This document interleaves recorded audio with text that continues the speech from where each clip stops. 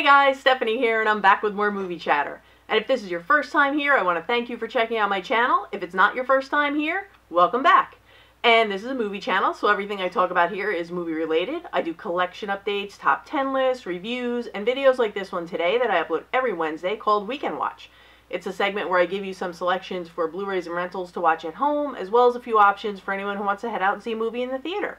So if this is the kind of content you're interested in, definitely hit that subscribe button and the bell notification so you know when I upload my videos. Now, before I get into my picks for this week, I have to let you guys know that we're still in the new release slump. Everything I've seen, what limited things have come out, the ones that I've seen have just been terrible. So I can't get behind anything. There's nothing in good conscience that I could tell you guys to go out and spend your time or money on. So again, I've taken to the archives, I've dug through my library here, and I've tried to pick out some titles that maybe are not as well known, but are still, really good, solid films. So hopefully you'll find something in the stack that you haven't heard of, or maybe you just want to revisit. And the first one, this is a great film. It's called Wonderland. It stars Val Kilmer, Lisa Kudrow, and Dylan McDermott, also Kate Bosworth. And this is about the Wonderland murders that took place on July 1st, 1981 in the Laurel Canyon area of California. And Val Kilmer plays adult film star John Holmes. John Holmes was notorious for hanging out at this house on Wonderland Avenue with the people known as the Wonderland Gang. Basically, it was just a party house. It was a drug house. The Wonderland Gang, they were a bunch of drug addicts. And John Holmes worms his way in, and he uses their drugs, and he doesn't pay for them, so he now owes them money.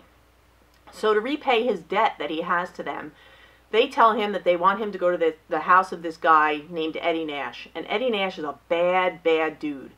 But they want him to go to his house, party with him, and they want him to leave the back door unlocked for them.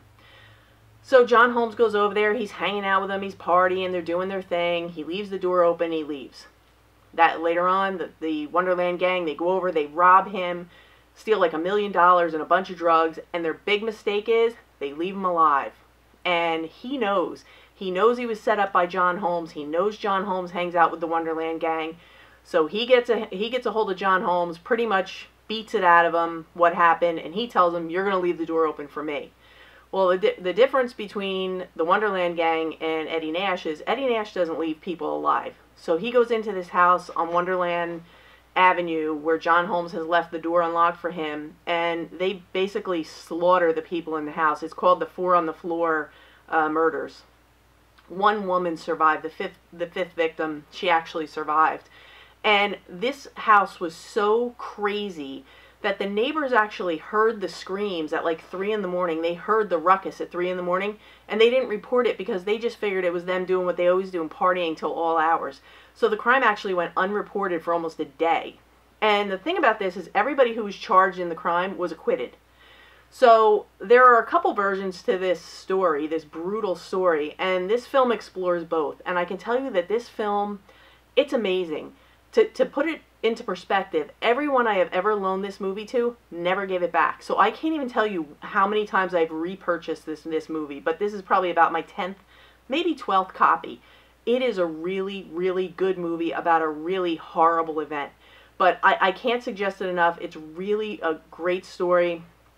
It's a tough watch. It's rated R. It's violent. There's sex, there's drugs, there's violence, the whole bit. So you know what your threshold is, your tolerance level. So make your decision that way. But if you can handle it, I would definitely say check it out. I'm going to link it in the description below. I'll link it for the Blu-ray or the streaming. But yeah, I mean, I would go ahead and say it's a safe blind buy because it's definitely rewatchable and it's an infamous crime. So yeah, I definitely recommend it. Wonderland, it's a good one. Now this one is an amazing story, and this one's called The Walk. And I'm going to read from the back. It says, 12 people have walked on the moon, but only one man, Philippe Petit, has ever walked in the immense void between the World Trade Center towers. So this guy, who was a tightrope walker, orchestrated this whole thing with his crew of helpers so that he could put a tightrope between the two World Trade Centers and walk on the tightrope between them. And he did it, and he lived to tell about it. This is an amazing story. They go into all the details, how they planned it. They planned it down to the last little minute detail. If it was in there, they planned for it. It's amazing that he was able to pull this off and live. And of course, it was illegal, so it was considered a crime. But what he did is nothing short of amazing. And this film does a great job of showing the whole orchestration of it, how they got the group together, how they pulled it off. And yeah, I mean, this is a really great watch. It's rated PG. It's very clean because it really just focuses on the task at hand, which was getting across between those buildings. And I live about an hour from New York City, so when the trade centers were there, I was on the roof of one of them, and I can't imagine going on a tightrope between them. I mean, I was feeling weird just being up on the roof. I just can't imagine it. But yeah, he did it and he pulled it off. So yeah, I definitely would say check out The Walk if you haven't seen it. And if you like The Walk and you like documentaries, you might like Man on Wire, because this is a documentary about the same event. And it actually took place on August 7th, 1974. So yeah, Man on Wire is a really great documentary about the same event. And my last pick for home today doesn't have any physical media, because trust me, if this had a physical media release, I would own it.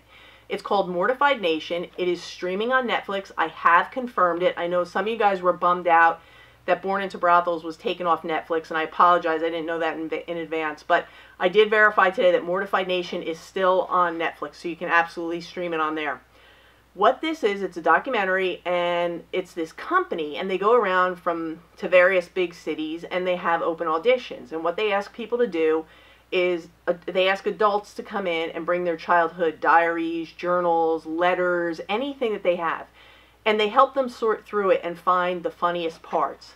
And then what these people do is they open up these bars and clubs, and the people go up and they actually read their childhood diaries and journals and letters, whatever, in front of the crowds. It is one of the funniest things I have ever seen. It is cringeworthy and hilarious at the same time. Just imagine, as a 30, 40, whatever year old, going up and reading something that you wrote in 8th grade or 9th grade, talking about crushes or how much you hate your parents, or writing curse words because it's the only place you can curse. It is one of the funniest things I've ever seen. If you need a good laugh, watch Mortified Nation. If you don't need to laugh, still watch Mortified Nation, because it is hilarious. I could watch it anytime. It is so good. But yeah, and I know I said that I achieved one of my life goals when I saw Jaws playing on the beach. One of my other life goals, and these are the things that I aspire to do, is I want to actually attend a Mortified Nation event. But of course I don't want to read my journals, because nobody wants to hear what I was doing in 8th grade or high school.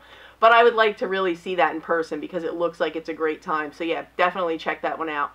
So those are my picks for home this week. And as for the theater, we still have the Incredibles 2 is still doing really well. I think Ocean's 8 and Tag are both still out there. Jurassic World Fallen Kingdom is out there, and it's taking a beating. I did see it. I took my parents. They really enjoyed it. I went in with managed expectations, so, I mean, I was okay with it. I didn't think it was as horrible as people are making it out to be. I didn't think it was a home run by any stretch of the imagination, but, you know, if you want to go, it's a great movie to take your kids to, so, you know, make your decision that way. And the new ones for this week, the big one is the next chapter of Sicario. That looks to be pretty good. The trailer looks good. And if you saw the first one, you're probably going to enjoy this one. And the next one is called Leave No Trace. This one looks really good. It stars Ben Foster. He plays a dad who is living in, I believe, a state park, it looked like, with his daughter. And he schools her. She doesn't go to school. He teaches her everything she needs to know. And the people come in, like social services come in and they raid the park. And they take her in, and they take him in, they question them, and they determine that this girl is she's kind of like a genius. She's way far ahead of where she should be. And he seems to be suffering from some sort of post-traumatic stress disorder or something of that sort. And they get him a home, they get them jobs, they get her in school, they get the dad a job. And they don't take to this new lifestyle very well, so they decide to split. And that's kind of where the trailer left off. But that looks to be really good. So those would be my two picks for the theater for this week.